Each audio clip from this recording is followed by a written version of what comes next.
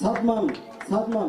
First of all, I would like to express my deepest gratitude to our respected school authority for arranging such a wonderful program to recognize and encourage the scholarship winners. Today is a memorable day for all of us. Receiving a scholarship is not just about getting a certificate or an award. It is a symbol of hard work, dedication, discipline and determination. This achievement reminds us that sincere effort always brings success. তারা পড়াশোনাকে সামনে এগিয়ে নিয়ে যাওয়ার জন্য সহযোগিতা করেছেন। এই জন্য আমি ওনাদেরকেও আন্তরিকভাবে কৃতজ্ঞতা জ্ঞাপন করছি।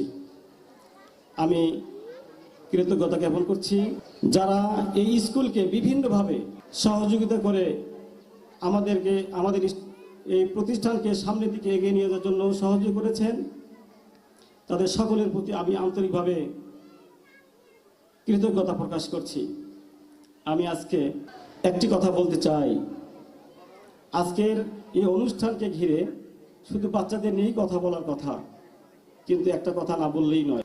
আপনারা হয়তো অনেকে জানেন এবং অনেকে জানেন না, আমাদের গাইবান্ধার প্রাণকেন্দ্রে আমাদের আরও 2টি শিক্ষা প্রতিষ্ঠান রয়েছে। আসলে আমাদের দেশের সন্তান শহরে হোক, গ্রামে হোক, বন্দরে হোক, অত্যন্ত ফার্টাইল। শুধু প্রয়োজন আন্তরিকভাবে প্রচেষ্টা করা, তাহলে সোনা ফলবে। এখানেও সোনা ফলেছে। আমি দোয়া করি তাদের জন্য যারা বৃত্তি পেয়েছে, তাদের এই সাফল্যতা তারা যেন ধরে রাখতে পারে সামনের দিনে, এবং সেই সাথে আগামী দিনে যারা এই পরীক্ষায় অংশগ্রহণ করবে তাদের প্রতি আমার প্রত্যাশা হলো এখন থেকে প্রস্তুতি নিতে হবে, পড়াশোনা করতে হবে ভালোভাবে, ভালো রেজাল্ট করার জন্য। আমাদের এই প্রিয় মাতৃভূমি বাংলাদেশ সম্ভাবনাময় একটি বাংলাদেশ আমাদের। আমরা সবাই জানি যারা যত শিক্ষিত তারা বেশি উন্নত।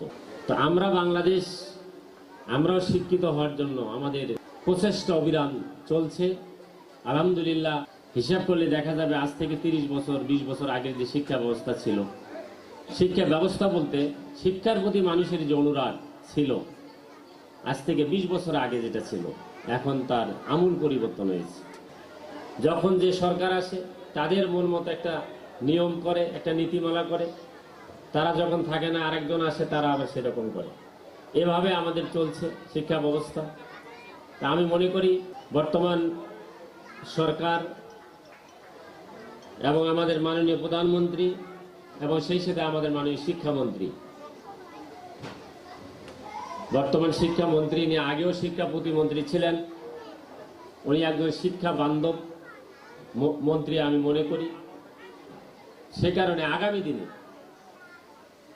বাংলাদেশের শিক্ষা ব্যবস্থাকে